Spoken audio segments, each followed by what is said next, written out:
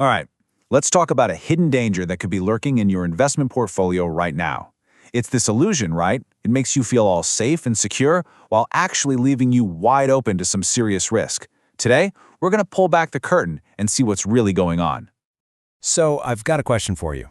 That portfolio you've spent all this time building, the one with all the different stocks and funds you picked out, is it actually diversified or is it kind of built on a lie? And look, this is a super important question because a ton of investors are falling into this trap and they don't even know it. And you know what? Let's just get right to the point. Here's the punchline. Say you own 10 different tech stocks. You might feel like, hey, I'm diversified. But if they all go up together and, more importantly, they all crash together, well, that's not diversification. That's just an illusion. You basically just found 10 different ways to own the exact same risk. So, to really get what's happening here, we need to talk about this invisible force. It's like these hidden threads that are tying all of your investments together. The whole thing comes down to one word: correlation. And believe me, this is the key to everything. Okay, so what on earth is correlation? Don't worry, it's not as complicated as it sounds. It's just a number, from -1 to +1. And all it does is tell you how two different investments move in relation to each other. So, if two stocks have a correlation of +1, bam, they move in perfect lockstep. When one goes up, the other goes up. What you really want for diversification is a low number, or even a -1. That high positive correlation, that's the enemy. Let's make this super real for a second. Just look at this table. We've got Apple, Microsoft, and Google. Their correlation numbers are insanely high. We're talking 0.85 to 0.90. What that means in plain English is that they're basically moving like they're all one giant company. This is the diversification illusion right here in black and white.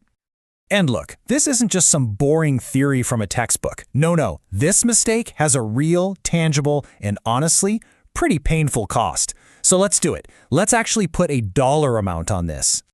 $15,514. There it is. That's the number. Let that sink in. Based on the data, that's how much more a portfolio caught in this illusion lost compared to a truly diversified one just during the 2022 downturn. And that's on a $100,000 investment. Ouch.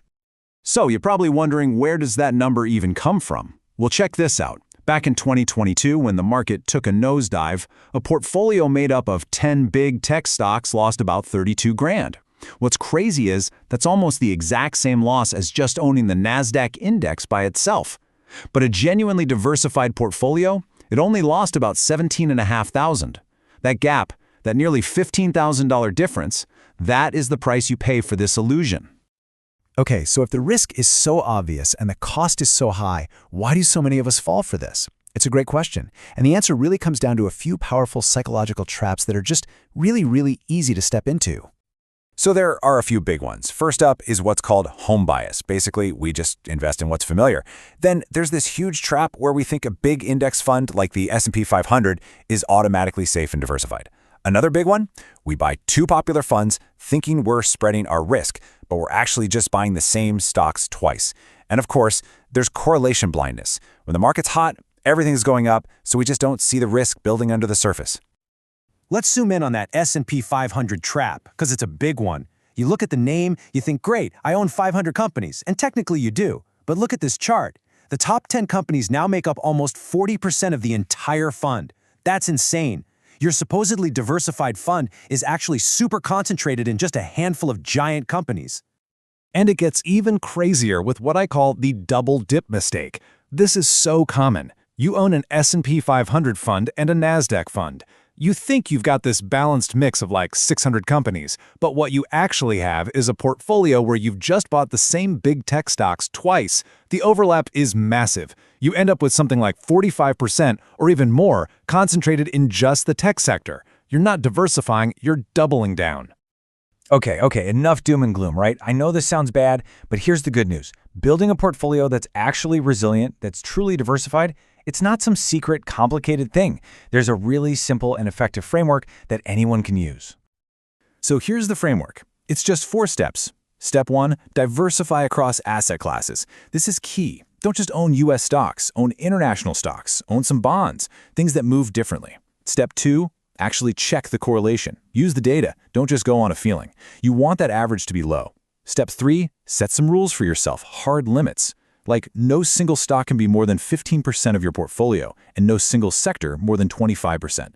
And finally, step 4, keep it simple. Seriously, complexity is usually not your friend when it comes to investing. And if you want a perfect example of keeping it simple, look no further than the classic 3-fund portfolio. It's beautiful. With just 3 low-cost funds, you can own a piece of over 12,000 different stocks and bonds from all over the globe. Think about that. You're diversified across companies, across industries, across asset classes, and across countries. Now that is what real diversification looks like.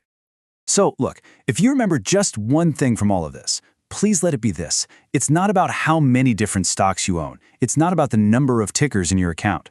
Real diversification is about how independently your investments move. It's about owning things that won't all go down the drain at the exact same time. And that brings us right back to the beginning with one final question for you. I want you to go and take a really hard, honest look at your own portfolio. It probably looks pretty safe on the surface, but after everything we've talked about today, you've really got to ask yourself, is it built on an illusion?